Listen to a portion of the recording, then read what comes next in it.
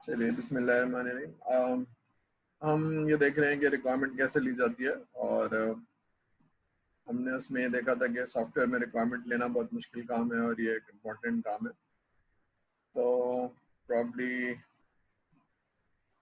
ठीक है, तो हम ये टेक्निक्स हैं, डॉक्यूमेंट एनालिसिस कैसे होती है, और आई गेस ये भी पढ़ लिया था। मुझे से याद नहीं आ रहा कि कौन कौन सी चीज़ें पढ़ ली थी, मुझे ऐसा लगता है शायद ये भी पढ़ लिया था।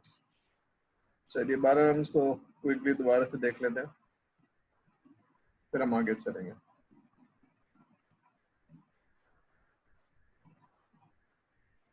खत्म हो गया था, या आई गेस ये खत्म हो गया था। ठीक है, मैं नया लेक्चर शुरू कर देता। मुझे ऐसा लगता है कि ये खत्म हो गया था।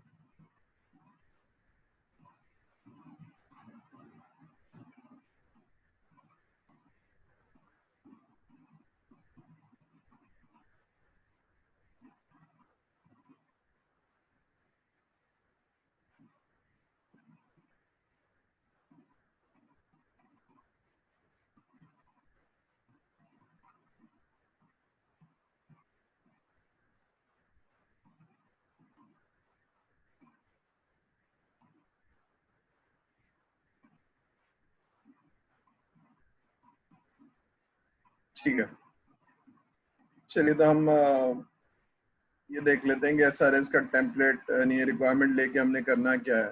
तो हम थोड़ा सा वो देख लेंगे कि एसआरएस का टेम्पलेट क्या होना चाहिए। अब ये है कि बिफोर वी स्टार्ट हमें मालूम होना चाहिए कि जो हम रिक्वायरमेंट ले रहे हैं उसको किस फॉर्मेट में होना चाहिए, किस तरह से होना चाहिए। तो देर आर फ्यू इंस्ट्रक्शंस, और फिर हम उसके टेम्पलेट को देख लेंगे। तो अभी तक तो हमने पढ़ा है कि टेक्निक्स क्या होती है, और हमने ये पढ़ा है कि बहुत इंपॉर्टेंट काम होती है और इसमें कोई हमारी डायरेक्शन सही होनी चाहिए। ठीक है, अब हम ये पढ़ने जा रहे हैं कि एक रिक्वायरमेंट लेनी है तो रिक्वायरमेंट की मीटिंग कैसे करनी है और उसका फॉर्मेट क्या होना चाहिए।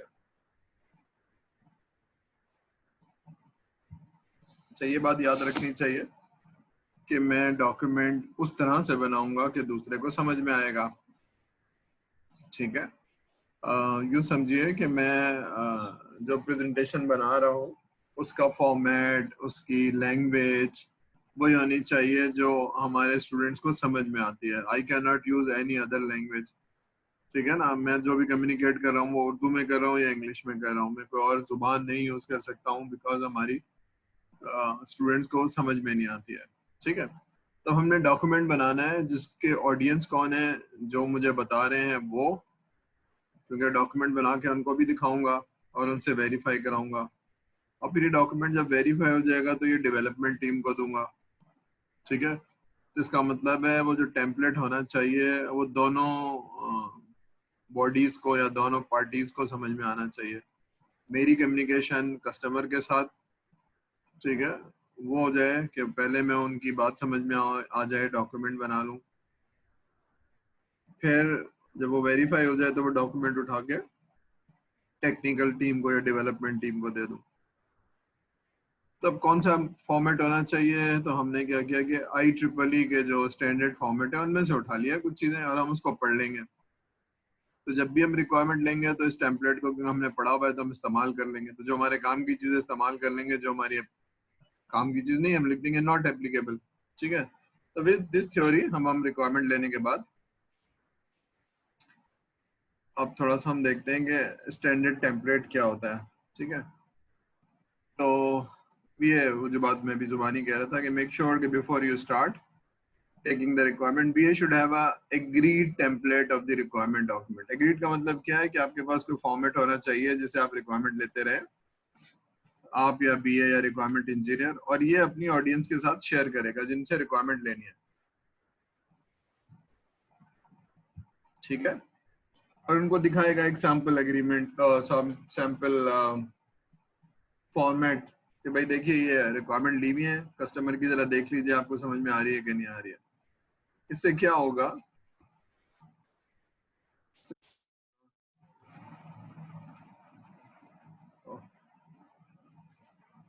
इससे ये होगा कि जनाब कोई अजम्पशन नहीं रहेगा कि पता नहीं ये जो मैं डॉक्यूमेंट बना के दूंगा इनकी समझ में आएगा नहीं आएगा। तो रिक्वायरमेंट लेने से पहले आगे आगे जी समझ में आता है या समझ में नहीं आता है, या जनाब 80% समझ में आता है, या ये जो डायग्राम से ये समझ में नहीं आती है बाकी सब समझ में आ रहा है, तो फिर डायग्राम नहीं बनाएंगे या फिर लोगों को सिखाएंगे। ठीक है, तो before I start I should make sure कि जो कुछ मैं बताने जा रहा हूँ वो लैंग्वेज समझ में आ रही है, वो सारी चीजें। ठीक है ना, तो ये वो करेंगे आपके जो नीचे वाली लाइन लिखी हुई है, शो और सैंपल SRS या BRD, ताकि आपके कस्टमर को बताओ कि किस तरह का डॉक्यूमेंट आएगा जब हम इनको बताएंगे तो हमें किस तरह से वेरीफाई करना है। ठीक है, तो जो भी डॉक्यूमेंट आपको बताई जाएगी उसमें आपने चाहे आप सॉफ्टवेयर हाउस हो या आप IT डिपार्टमेंट हो, तो आपका कोई स्टैंडर्ड टेम्पलेट होना चाहिए। ठीक है ना, स्टैंडर्ड जैसे कहा कि प्रोसेस होगा, ऐसे स्टैंडर्ड एक टेम्पलेट होगा जिसमें आप रिक्वायरमेंट लिखते होंगे।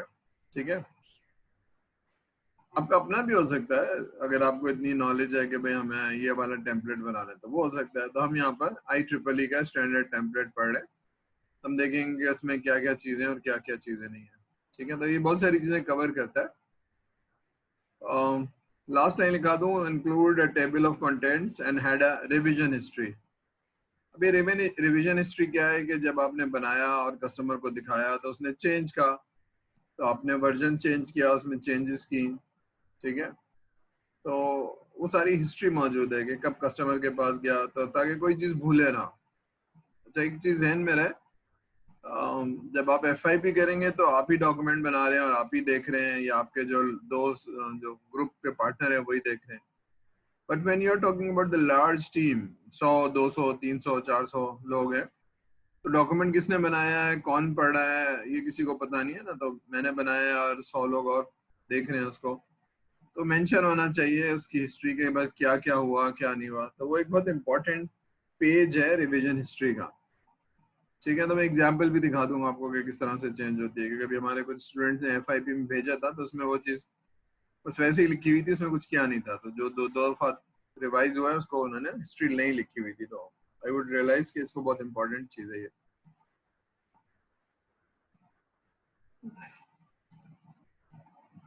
ठीक है, इसमें 6 सेक्शन है, मैं दिखा देता हूँ, फिर उसके बाद एक एक करके हम पढ़ लेते हैं। सेक्शन 1 है ये, फिर ये 2 है, 3 4 5 एंड 6। ठीक है, तो इस 6 सेक्शन पे आपकी जी काशिफ सवाल है कोई आपका? सर अटेंडेंस ले लें। सर अटेंडेंस ले रहे हैं, सही है सर।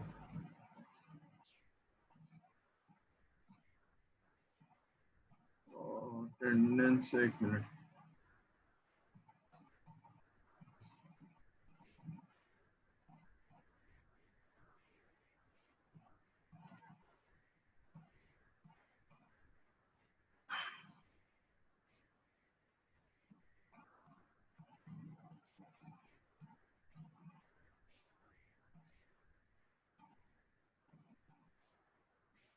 जी जरा अटेंडेंस बोलते जाइए ताकि अटेंडेंस हो जाए।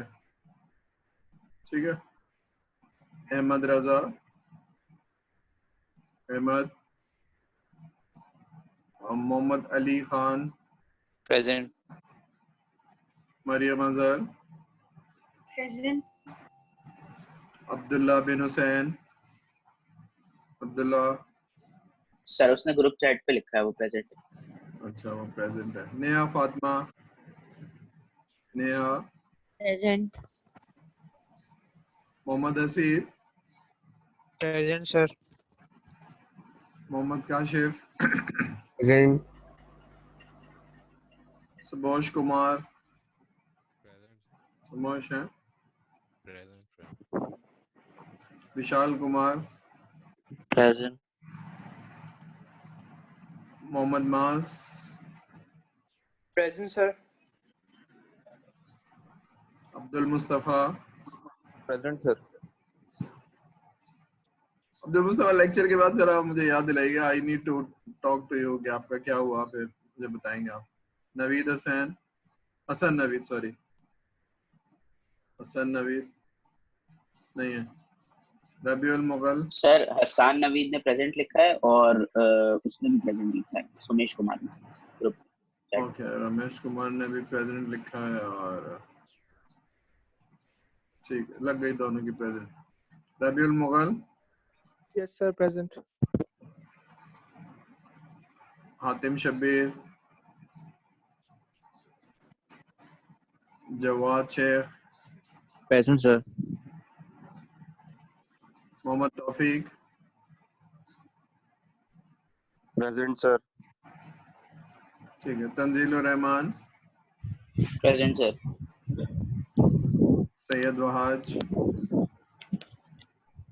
Present, sir. वहाज, ठीक है। चलिए चलिए हम जरा पढ़ाई की तरफ चले जाते हैं।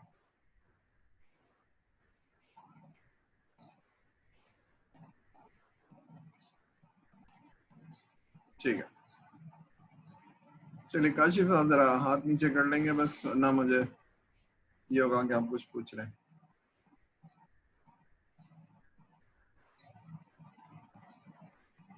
ठीक है, चलिए अब तो जब आपने रिक्वायरमेंट लिखनी है तो एक्चुअली जो फंक्शनैलिटी कस्टमर को चाहिए वो सेक्शन नंबर 3 में है। ठीक है, तो मैं इधर ले जाता हूँ आपको सेक्शन 3 में। ये है कि क्या फीचर चाहिए, क्या चाहिए, तो हम इस पे आएंगे, लेकिन उससे पहले आपको ये सारी चीजें लिखनी है कि इंट्रोडक्शन। अब इंट्रोडक्शन में कुछ चीजें लिखनी है आपने, ठीक है, तो वो क्या चीज है? पहली चीज ये है कि जो आप फीचर लिख रहे हैं उसका पर्पस क्या है, उसका ऑब्जेक्टिव क्या है। ठीक है, उससे रिलेट करना बहुत जरूरी है आपको। क्यों जरूरी है? इसलिए कि एक्चुअली रिक्वायरमेंट इंजीनियरिंग का ये टॉपिक है, वो ये है कि जब आप फंक्शनैलिटी लिख रहे हैं उसको ट्रेस बैक करें अपने ऑब्जेक्टिव से। वरना आप कुछ दे रहे हैं, क्यों दे रहे हैं, क्या करेंगे, ये ट्रेस नहीं हो रहा है। तो ये पर्पस है, क्योंकि अगर आप पर्पस को नोट करेंगे कि भाई ये प्रॉब्लम है, तो फंक्शनैलिटी बहुत मीनिंगफुल होगी। उसको कहते हैं वैल्यू पर्सपेक्टिव। ठीक है, मसलन ये देखिए कि मैं कोई सॉफ्टवेयर बना रहा हूँ, तो सॉफ्टवेयर की रिक्वायरमेंट लेने से मुझे सीईओ साहब ने बुलाया और कहा कि जनाब हमारी जो इन्वेंट्री है वो इधर उधर हो जाती है और एक्सपायर हो जाती है और तकरीबन 20% ज़ाया होती है। 20% अगर अगर 1 करोड़ रुपए की उनकी वो इन्वेंट्री है हर महीने, तो 20 लाख रुपए की इन्वेंट्री ज़ाया हो जाती है। ठीक है, तो वो कह रहे हैं मुझे एक सॉफ्टवेयर चाहिए जो मुझे इंटीमेट करे और अलर्ट करे कब मंगाना है कब नहीं मंगाना है, और दूसरी बात मुझे बताए कि कौन सी चीज कहाँ पड़ी हुई है। ठीक है, तो मैंने अब इन्वेंट्री का सॉफ्टवेयर नहीं चाहिए, मुझे ये चाहिए कि अलर्ट एंड इंटीमेशन और ऑर्डर प्रोसेसिंग, जिससे मैं 20% अपनी इन्वेंट्री को बचा सकूं। समझ में आ रही है ऑब्जेक्टिव? तो जो फंक्शनैलिटी मैं दूंगा उनको, वो डायरेक्टली रिलेट करेगी। यानी अगर इन्वेंट्री सिस्टम दे दिया और मेरा ऑब्जेक्टिव पूरा नहीं हो रहा, क्या नहीं पूरा हो रहा, मेरी इन्वेंट्री बच नहीं रही, फिर भी जाया हो रही है, तो फिर कोई फायदा नहीं हुआ ना। बात समझ में आ रही है? तो ये इससे ड्राइव होना बहुत जरूरी है। ठीक है, ठीक है भाई। फिर उसके बाद डॉक्यूमेंटिंग कन्वेंशन है, इंटेंडेड ऑडियंस है। अब ये बहुत स्टैंडर्ड फॉर्मेट में लिखा जाता है। अब आप लिखना चाहें तो ठीक है, नहीं लिखना चाहें तो भी ठीक है। मसलन मैं लिखता हूँ कि हेडिंग इतनी बड़ी होगी, उसका फॉर्मेट ये होगा, उसमें ये नंबर होगा। ठीक है, रिक्वायरमेंट हम लिखते हैं, उसमें एक खास नंबर होता है, जो फंक्शनैलिटी लिखी जाएगी उसकी सब फंक्शनैलिटी होगी, तो वो मैं लिख दूं। इंटेंडेड ऑडियंस कौन है, जो भी है, यूजर, फंक्शनल चैंपियन है या यूजर है, तो हो सकता है मैं 2 सेक्शन में लिखूं। मसलन जो डिपार्टमेंट का हेड है उसके लिए मैंने ये वाली चीज लिखी है कंट्रोल, लेकिन जो स्क्रीन डिजाइन लिखी हुई है ये स्क्रीन होने चाहिए, वो उनके लिए नहीं है, वो किसी और के लिए, तो कन्वेंशन लिख सकता हूँ। इसके अलावा अगर आपको मालूम हो कि ये डॉक्यूमेंट बन रहा है और ये जाएगा किसके पास, टेक्निकल टीम के, तो बहुत दफा होता है कि आप एक सेंटेंस लिखते हैं और उसके नीचे कुछ डायग्राम बनाते हैं या डेटाबेस की कोई इंफॉर्मेशन लिख देते हैं, अब फिर आप बता दें कि जो ये डायग्राम्स है ना वो यूजर के लिए नहीं है, तो ऑडियंस को पता चल गया कि भाई जो चीजें लिखी हुई जो मेरी समझ में नहीं आ रही वो मेरे लिए नहीं है, वो टेक्निकल टीम के लिए। अच्छा, एक तरीका ये कि आप दो डॉक्यूमेंट बनाएं, एक उनके लिए बनाएं और एक टेक्निकल टीम के लिए बनाएं, तो ये जरा मुश्किल होता है इसको मेंटेन करना। तो आप क्या करते हैं, तो आप नॉर्मली हम क्या करते हैं कि हम जो सारा डॉक्यूमेंट है वो ब्लैक कलर में होता है, वो किसके लिए होता है, वो यूजर के लिए होता है कि जो भी हमारी ऑडियंस है वो पढ़ेगी। लेकिन कुछ तस्वीरें ऐसी होती हैं जो ब्लू कलर में होती हैं, या जो भी टेक्स्ट है वो ब्लू कलर में, तो लिख दिया जाता है कि जो ब्लू कलर है वो टेक्निकल टीम के लिए, वो आपके लिए नहीं है। अगर आपको समझ में आ रहा है तो ठीक है, नहीं समझ में आ रहा तो भी कोई बात नहीं है। बात समझ में आई? अभी हम थोड़ी देर में इसकी वो एग्जांपल देख लेंगे। प्रोजेक्ट स्कोप, अब प्रोजेक्ट स्कोप क्या चीज है? प्रोजेक्ट स्कोप एक्चुअली बाउंड्रीज है कि क्या देना है और क्या नहीं देना है। फॉर एग्जाम्पल आप लोग LMS से बहुत फेमिलियर हैं। LMS में हमारी कोर्स की चीजें हो जाती हैं, अनाउंस हो जाता है, इससे अटेंडेंस हो जाती है, ठीक है। तो मैं आपको एक आप मेरे पास हैं और LMS बनवाना है, तो मैं कहता हूँ इसका क्या स्कोप है, तो अब आप बता रहे हैं कि जनाब इसमें अटेंडेंस आ जाए, इसमें हमारी प्रेजेंटेशन अपलोड हो जाए, इसमें ये हो जाए, ये हो जाए, तो anything related to the teacher and student वो आप सब बता रहे हैं, तो that is the project scope, ठीक है। तो और कुछ मिलेगा नहीं, और कुछ नहीं चाहिए, फीस नहीं चाहिए, कोई और एडमिनिस्ट्रेटिव इशू नहीं, वो भी नहीं चाहिए। तो इसका मतलब है स्कोप जो है ना वो फाइनेंस से इसका कोई ताल्लुक नहीं है, और पेमेंट से कोई ताल्लुक नहीं है, और कोई चीज इसके अंदर नहीं है। मसलन एग्जामिनेशन का कोई स्टैंडर्ड आपने नहीं बताया है, तो रिजल्ट भी इसमें नहीं जाएंगे, तो दैट इज एन स्कोप। या आप कहेंगे नहीं सर रिजल्ट तो जाएगा, तो दैट इज एन स्कोप। क्या मिलेगा और क्या नहीं मिलेगा, द बाउंड्रीज, द फीचर्स, ठीक है, ठीक है। तो यहाँ तक क्लियर है, स्कोप लॉक करना। नंबर 2 में आप थोड़ा सा हाई ओवरऑल ओवरव्यू देंगे, बिग पिक्चर कहते हैं इसको, कि भाई अब ये मकसद तो ये है लेकिन क्या क्या होगा उसमें, ठीक है। तब थोड़ा सा शुरू करने से पहले हम लिख रहे हैं कि जी प्रोडक्ट पर्सपेक्टिव है क्या, ठीक है। प्रोडक्ट पर्सपेक्टिव क्या होता है? पर्सपेक्टिव क्या होता है? पर्सपेक्टिव ये होता है कि आप जो सॉफ्टवेयर ले रहे हैं उसका कोई बैकग्राउंड होगा। एक तो हो गया प्रॉब्लम है कि उसका कोई बैकग्राउंड होगा, तो वो बैकग्राउंड आप शेयर करते हैं जिससे हमारी अंडरस्टैंडिंग होती है कि अच्छा ये नहीं होना चाहिए या ये होना चाहिए। मसलन आप मुझसे एक सॉफ्टवेयर ले रहे हैं LMS का या कोई भी चीज जहाँ आपके पास ऑटोमेशन नहीं है, तो आप कह रहे हैं हमें पास अपने प्रोसेस को ऑटोमेट करना है। फॉर एग्जांपल बहुत सारी यूनिवर्सिटी ऑनलाइन नहीं पढ़ा पा रही है, उनके पास LMS नहीं है, तो आप हमें कह रहे हैं कि जनाब LMS चाहिए और हमें ये चीजें हैं। या कोई बैंक है जो मुझसे कह रहा है कि जनाब हमें हमारे पास ऑटोमेशन वीक है तो हमें ऑटोमेशन करानी है, तो मैं कहता हूँ यही पर्सपेक्टिव है आपका ऑटोमेशन या कोई और भी पर्सपेक्टिव या और भी कोई बैकग्राउंड है? वो कहते हैं हाँ असद साहब, ये जब 3 साल का या 5 साल का बैंक के पास डेटा आ जाएगा कस्टमर का और हमें उनकी सारी चीजें मिल जाएंगी, तो हम एनालाइज करना चाहेंगे डेटा को इन आवर डिसीजन मेकिंग, ठीक है। डेटा एनालिटिक्स करना चाहेंगे या डेटा साइंस उस पर लगाना चाहेंगे। तो एक और पर्सपेक्टिव ये है कि हम जनाब जो आप सॉफ्टवेयर देंगे उसके अंदर वेयर हाउसिंग कर पाए, एनालिटिकल टूल लगा पाए, तो ये बैरियर ना हो उस वक्त। आप कहेंगे जी इसमें तो नहीं हो सकता, तो समझ में आ रही है? तो बाज़ दफा कस्टमर पर्सपेक्टिव बताता है, बैकग्राउंड बताता है अपना, ठीक है। तो ये आपको मालूम होना चाहिए। ठीक है, अभी आपका कोर्स नहीं है रिक्वायरमेंट इंजीनियरिंग का, लेकिन बहरहाल ये वो बैकग्राउंड है कि जब एक रिक्वायरमेंट इंजीनियर जाएगा रिक्वायरमेंट लेने तो ये सब चीजें पूछेगा। ठीक है, ठीक है भाई। यूजर क्लासेस एंड कैरेक्टरिस्टिक्स, अब ये सॉफ्टवेयर जो बनेगा इसमें कौन कौन से लोग इन्वॉल्व हैं, कौन कौन से लोग, ये सब चीजें, एक मिनट।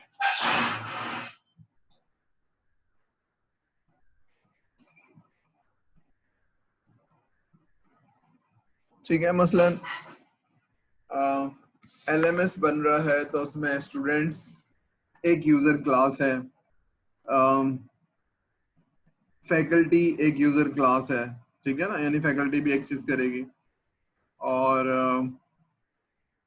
फीस अगर जमा हो रही है तो फाइनेंस डिपार्टमेंट एक उसका यूजर क्लास है। इसी तरह से फैकल्टी तो है, लेकिन फैकल्टी के ऊपर जो कंट्रोल है HOD डीन, वो भी एक उसकी यूजर क्लास है। समझ में आ रही है? तो इस सिस्टम के अंदर कौन कौन से लोग इन्वॉल्व हैं, ठीक है। तो ये शुरू करने से पहले आपको पता होना चाहिए कि किससे रिक्वायरमेंट लेनी है और किससे नहीं लेनी है, ठीक है। तो ये तो वो चीजें हो गई। बात समझ में आ रही है? अभी जो फीचर फंक्शनैलिटी बताने से पहले 2.4 क्या है, ये सॉफ्टवेयर कहाँ लगेगा और एनवायरनमेंट क्या होगी। एनवायरनमेंट से मतलब ऑपरेटिंग एनवायरनमेंट, ठीक है। सर्वर कौन सा होगा, डेस्क टावर होगा या इस तरह से होगा, ऑपरेटिंग सिस्टम लिनक्स होगा या विंडोज होगा, कौन सा वर्जन होगा। ऐसा तो नहीं है कि हमने बैंक को कोई एप्लीकेशन बताई तो बैंक कह रहा है तो हम तो चला ही नहीं सकते हैं, ये तो हमारे पास ऑपरेटिंग सिस्टम पुराना वाला है। तो ये चीजें पहले से पता होनी चाहिए आपको, ठीक है, क्योंकि वो जाहिर सी बात है ऑल ओवर पाकिस्तान सपोर्ट कर रहे हैं, उन्होंने कॉन्ट्रैक्ट लिया होगा, एग्रीमेंट किया होगा किसी कंपनी से, ठीक है। 2.5 क्या है, कोई कंस्ट्रेंट तो नहीं है टाइम का, कॉस्ट का या टेक्नोलॉजी का, ठीक है।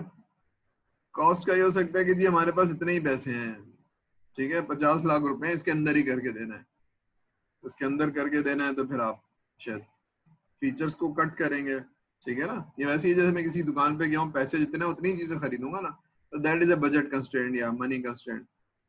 दूसरा टाइमिंग भी होता है कि हमें इस तारीख से पहले पहले चाहिए वरना ये सब बेकार है, ठीक है। तो इस तारीख से पहले पहले इट्स टाइम कंस्ट्रेंट। टेक्नोलॉजी हो सकती है कि जी ये चीज यहाँ पर इस्तेमाल नहीं हो सकती क्योंकि हमारे पास नहीं है, बैंक के पास नहीं है, तो जो आप बता रहे हैं बहुत अच्छा होगा लेकिन हमें ये नहीं चाहिए, ठीक है। तो that's a technology constraint. Technology constraint behaviour की वजह से भी हो सकता है, टेक्नोलॉजी कंस्ट्रेंट टीम की वजह से भी हो सकता है। कुछ बैंक ऐसे हैं कि भाई हमें ये नहीं चाहिए क्योंकि हमारी टीम कैसे संभालेगी फिर, ठीक है। तो ये सारी चीजें अभी 2.6 को मैं अवॉइड करता हूँ, 2.7 पे आ जाता हूँ, अजम्पशन एंड कंस्ट्रेंट्स। अजम्पशन क्या है कि जनाब ये सॉफ्टवेयर बनाने से पहले कुछ अजम्पशन होंगे जो टॉप मैनेजमेंट के होंगे या आपके होंगे, तो वो डॉक्यूमेंट होने और स्पेल आउट होने बहुत जरूरी है। मसलन एक टिपिकल एग्जांपल है कि कोई कस्टमर है जो मुझसे कह रहा है सॉफ्टवेयर बना दें, तो मैंने कहा सॉफ्टवेयर बनाने की कॉस्ट जो है वो 40 लाख रुपए और 6 महीने लगेंगे। लेकिन मेरा अजम्पशन ये है कि आपके पास सर्वर होगा, आपके पास ऑपरेटिंग सिस्टम होगा, आपके पास लोग होंगे, आपके पास टीम होगी ना जब मैं इंस्टॉल करूंगा, और डेटाबेस का लाइसेंस होगा, तो मैं सब ये एप्लीकेशन चलाऊंगा, इंफ्रास्ट्रक्चर होगा ना आपके पास।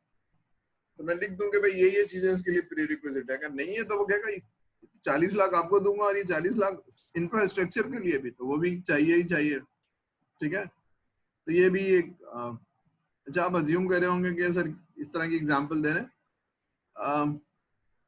I was doing a project at house building finance, ठीक है, एक बहुत बड़ा बैंक है जो घर बनाने के लिए आपको कर्जा देता है। अब हमारा भी अजम्पशन था कि उन्होंने सॉफ्टवेयर मांगा है तो हम सॉफ्टवेयर बना के दे देंगे, और ये अजम्पशन हमारा कराची, लाहौर और पिंडी तक तो सही था, लेकिन यहाँ उनकी कुछ ब्रांचेस ऐसी हैं जो जहाँ कंप्यूटर नहीं है, कंप्यूटर है तो बिजली नहीं है, दोनों है तो चलाने वाला नहीं है, ठीक है, यूपीएस नहीं है। तो ये सारी चीजें हैं ना अजम्पशन एंड डिपेंडेंसीज, तो ये सारी चीजें आप लिख देते हैं। तो I am talking about large and complex project. Software engineering के लिए पढ़ेंगे, जब आप किसी जगह कोई चीज इंप्लीमेंट करेंगे तो ये सारी चीजें, लोग, इंफ्रास्ट्रक्चर एंड सॉफ्टवेयर। लोग नहीं है, दोनों चीजें हैं, लेकिन कोई चलाने वाला नहीं है, तो क्या करेंगे, उसकी ट्रेनिंग कौन देगा, ठीक है। तो बात समझ में आ रही है। अब हम जाते हैं एक्चुअल फीचर्स पे। फीचर्स लिखनी है आपने, क्या होगा और क्या नहीं होगा, ठीक है। तो अगर हम LMS बना रहे हैं तो इसमें क्या होगा और क्या नहीं होगा। तो मैंने एक एग्जांपल आपसे शेयर कर लूंगा, कैफेटेरिया ऑर्डरिंग सिस्टम, ठीक है, जिसकी हम एग्जांपल लेंगे। तो सिस्टम में क्या होगा क्या नहीं होगा। तो यूज केस क्या होता है, फंक्शनैलिटी को लॉक करता है। तो ये लेक्चर खत्म करने के बाद हम थोड़ा सा यूज केस और DFDs पढ़ेंगे कि अब ये लिखनी कैसे है, ठीक है ना। ये सारे तो पढ़ लिए हमने, लेकिन इसमें यूज केस कैसे लिखे जाती है, DFD कैसे लिखी जाती है, तो हम वो पढ़ेंगे। रिक्वायरमेंट कैसे लिखी जाती है, वो खत्म करने के बाद फिर हम रिक्वायरमेंट हो जाएगी, ठीक है। फिर आप लोगों ने जो डेटाबेस का कोर्स पढ़ा होगा उससे आप डेटाबेस डिजाइन करेंगे। जिसमें प्रोग्रामिंग का कोर्स पढ़ा होगा वो प्रोग्रामिंग का कोर्स करेंगे। तो देयर आर डिफरेंट रोल्स। अभी मैं जो है वो आपको ओवरऑल प्रोसेसेस पढ़ा है और आपको थोड़ा सा रिक्वायरमेंट इंजीनियरिंग वाला रोल दे रहा हूँ। उसके बाद फिर हम दूसरे रोल पे आ जाएंगे, डिजाइनिंग वाली में, ठीक है। तो डिजाइनिंग में हम थोड़ा सा देखेंगे कि यूज केस कैसे बनाया जाएगा और DFD कैसे फॉलो होगा। अब सिस्टम फीचर्स हैं, ठीक है। सिस्टम फीचर्स में अब आप लिखेंगे कि एक्चुअली आप क्या क्या होगा और क्या नहीं होगा। यूज केस वो फंक्शनैलिटी लिखता है, ठीक है। और रिस्पॉन्स का मतलब है उसके एक्टर कौन है, ठीक है। फॉर एग्जांपल अगर आपको टिपिकली जो एग्जांपल पढ़ाते वक्त SRS में दी जाती है ATM की ऑपरेशन की, तो अगर ATM का ऑपरेशन करना है तो आप क्या करेंगे। तो क्या करेंगे भाई, आप यूजर जो है वो मशीन में कार्ड डालेगा। अब ये फीचर है, कार्ड डालेगा और अपना पिन कोड डालेगा और अपनी वैलिडेशन करने के बाद अमाउंट बताएगा। तो बैंक जब वैलिडेट कर लेगा उस साथ कार्ड और पिन नंबर से, यही है ना कि मैं ही हूँ जो पैसे निकाल रहा हूँ, तो वैलिडेट कर लेगा बैंक। तो फिर आपसे अमाउंट पूछेगा और आप अमाउंट बताएंगे तो वो ATM मशीन दे देगी, ठीक है। तो ये करना है, ये पहला स्टेप, ये दूसरा स्टेप, ये तीसरा स्टेप, तो ये सब लिखना है, ठीक है। कौन करेगा इस फंक्शनैलिटी में, एक तो यूजर है जो बैंक को ऑपरेट करता है, दूसरा बैंकर है, ठीक है ना। जब मैं डालूंगा तो पूरा हेड ऑफिस तक जाएगी मेरी इंफॉर्मेशन, वहां से वेरीफाई होगी, फिर आगे दोबारा से ATM पे वो इंफॉर्मेशन पॉपुलेट होगी या गिरेगी और वो बैंक ATM को कहेगा कि हाँ ये आदमी सही है, इसको पैसे दे दो। तब ये सारी चीजें लिखनी है मैंने, ठीक है। तो ये कैसे लिखनी है कि डेवलपमेंट टीम को समझ में आ जाए, ठीक है। अब ये सिस्टम फीचर, उसका डिस्क्रिप्शन लिखेंगे, उसकी डायग्राम बनाएंगे, उसकी रिस्पॉन्स सीक्वेंस बनाएंगे, फंक्शनैलिटी लिखेंगे, ठीक है।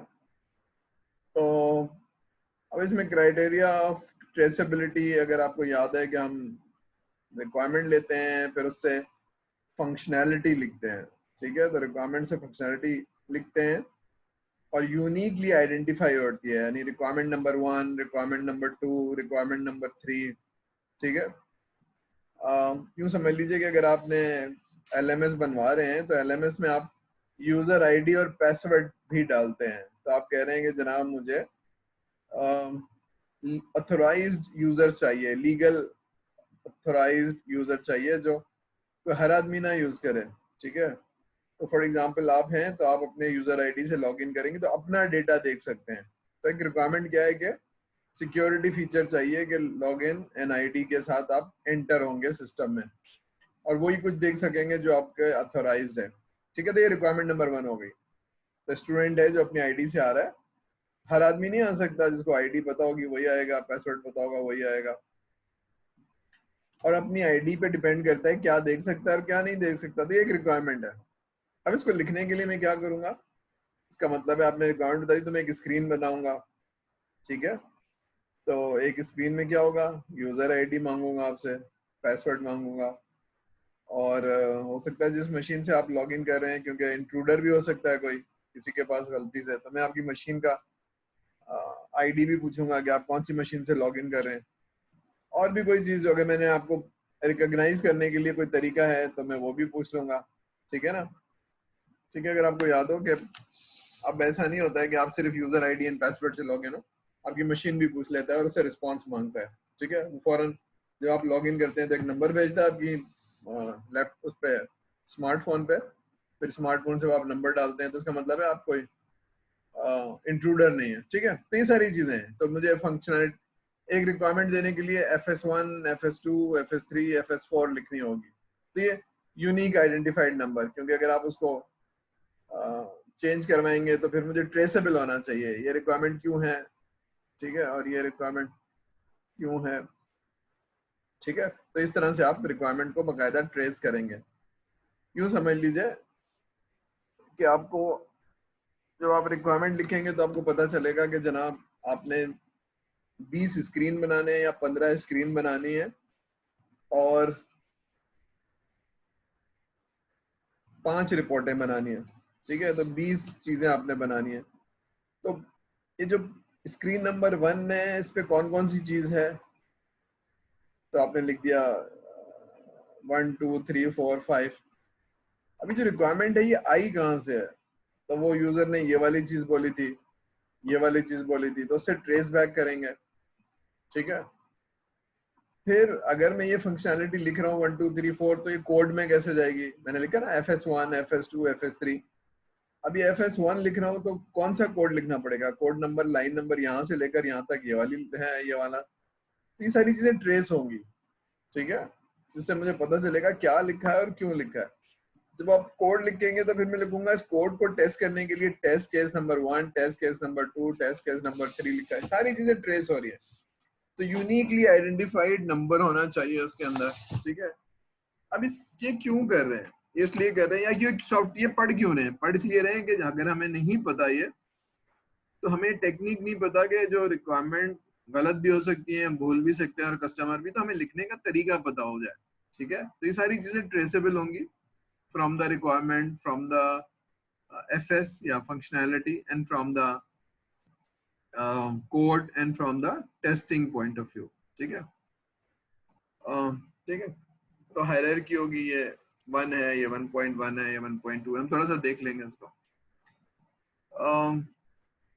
चीजें कंप्लीट होनी चाहिए, आखिरी वाली जो लाइन है। तो बाद दफा ऐसा होता है कि कस्टमर कुछ बताता है, कहता है ये मैं बाद में बताऊंगा, तो फौरन हम लिख देते हैं टू बी डिफाइंड या टू बी डिटरमिन्ड, ठीक है। तो टू बी डिटरमिन्ड का मतलब ये पूरी चीज नहीं बताई है कस्टमर ने।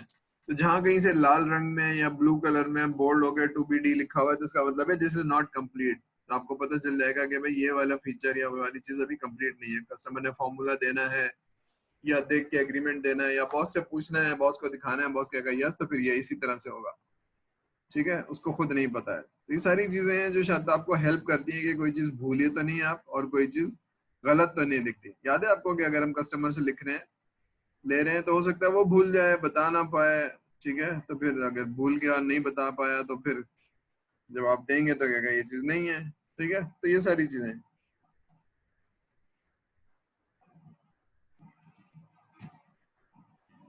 फिर फीचर तो हो गए, लेकिन ये सॉफ्टवेयर क्या अकेला चलेगा या किसी और सिस्टम के साथ भी चलेगा, ठीक है। अगर किसी और सिस्टम के साथ चलेगा तो फिर उससे इंटरफेस कैसे होगा, इंटीग्रेट कैसे होगा। फॉर एग्जांपल एक बैंकिंग की एप्लीकेशन है, तो वो बैंक ने खरीदी हुई और आपसे कह रहा है HR का सिस्टम चाहिए या पेरोल का सिस्टम चाहिए। तब ये पेरोल का सिस्टम बैंक के सिस्टम से इंटीग्रेट होगा, तो वो किस तरह से होगा, ठीक है। तो before you start taking the requirement, ये आपको मालूम होना चाहिए, वरना सिस्टम बन जाएगा, बताया जाएगा कि अब तो नहीं हो सकता, ठीक है। तो पहले होना चाहिए कि कैसे ये इंटरफेस होगा। फिर हार्डवेयर इंटरफेस तो नहीं है कोई, यानी ऐसा तो नहीं है कि ये सॉफ्टवेयर जो आप बना रहे हैं वो किसी मशीन के साथ या किसी ATM के साथ या अटेंडेंस सिस्टम के साथ। फॉर एग्जांपल मैं पेरोल बना रहा हूँ, तो वो हर आदमी अपनी उंगली टच करेगा और उससे अटेंडेंस हो जाएगी, तो वो मशीन के साथ अटैच होगा, तो कैसे होगा, ठीक है। ये सारी चीजें, ठीक है। तो ये सारी चीजें शायद आपको पहले से पता होनी चाहिए, ठीक है। अब कुछ चीजें जो भी हम कह रहे हैं इसमें ये होगा, ये होगा, ये होगा, these are all functional requirement जो हमने पढ़ा था, फंक्शनल रिक्वायरमेंट है। लेकिन नॉन फंक्शनल रिक्वायरमेंट भी तो हो सकती है। मसलन मैं जो रिपोर्ट चला रहा हूँ, मुझे लेस देन अ मिनट आ जाए। ऐसा ना हो कि मैं रिपोर्ट चला रहा हूँ, बैंक में तो खासतौर पे होता है 10 मिनट में आती है, मैं चला देता हूँ, जाता हूँ, चाय पी के आ जाता हूँ, फिर चल रही होती है रिपोर्ट। इसका मतलब है इसकी जो आर्किटेक्ट है या जो डिजाइन है वो सही नहीं है, ठीक है ना, कंसोलिडेट डेटा नहीं रखा हुआ हमने और हम ठीक है। तो अगर कोई दुकान है फार्मेसी की, अगर उसने सही तरह से अल्फाबेटिकल दवाइयां नहीं रखी, तो जब कोई कस्टमर आएगा तो वो ढूंढना शुरू हो जाएगा, आधे घंटे बाद कहेगा यार नहीं है। अगर अल्फाबेटिकल हो तो नाम पूछेगा और उस अल्फाबेट में जाके देखेगा। तो इसी तरह से रिपोर्ट में अगर उसी सारी तरह से डिजाइन नहीं हुई हुई है तो वो रिपोर्ट पे जाके ढूंढ के लाएगी डेटा, जब तक वो मैच नहीं होगा। तो अगर 1 लाख डेटा है तो वो ले आएगी, लेकिन अगर 50 लाख का डेटा है और बहुत हैवी इंफॉर्मेशन है तो फिर वो ढूंढ के लाएगी 10 मिनट में। परफॉर्मेंस रिक्वायरमेंट हो सकती है, ठीक है, और ये बहुत इंपॉर्टेंट होती है खासतौर पे इंटरनेट के ऊपर कि इंटरनेट पे क्योंकि इंट्रूडर होते हैं तो वो कनेक्शन बहुत देर तक बिल्ट, क्योंकि कोई भी आगे उसमें जा सकता है ना, तो वो क्या करता है कि अगर 16 सेकंड या 15 सेकंड के अंदर आपका इंटरनेट कनेक्शन नहीं हुआ तो आपको उठा के बाहर निकाल देता है, ठीक है। तो ये सारी चीजें, सेफ्टी रिक्वायरमेंट, सिक्योरिटी रिक्वायरमेंट। अब अगर हो सकता है कि कोई आप हॉस्पिटल के लिए सिस्टम बना रहे हैं तो सिक्योरिटी बहुत इंपॉर्टेंट चीज है, ठीक है, सॉरी सेफ्टी। इसी तरह से कोई भी एप्लीकेशन है उसमें सिक्योरिटी तो आजकल बहुत इंपॉर्टेंट है कि कोई इंट्रूडर ना हो, खासतौर पे बिजनेस एप्लीकेशन में, ठीक है। ये है, तो क्वालिटी एट्रीब्यूट्स को अभी थोड़ी देर के लिए होल्ड कर लेते हैं। तो यहाँ तक बात समझ में आ रही है? अभी तक कोई सवाल, कोई चीज नहीं समझ में आ रही है? ठीक है, anything does not make sense? हम थोड़ा आगे चलते हैं, फिर मैं एक एग्जांपल दिखाऊंगा इसके। ठीक है, आखिरी चीज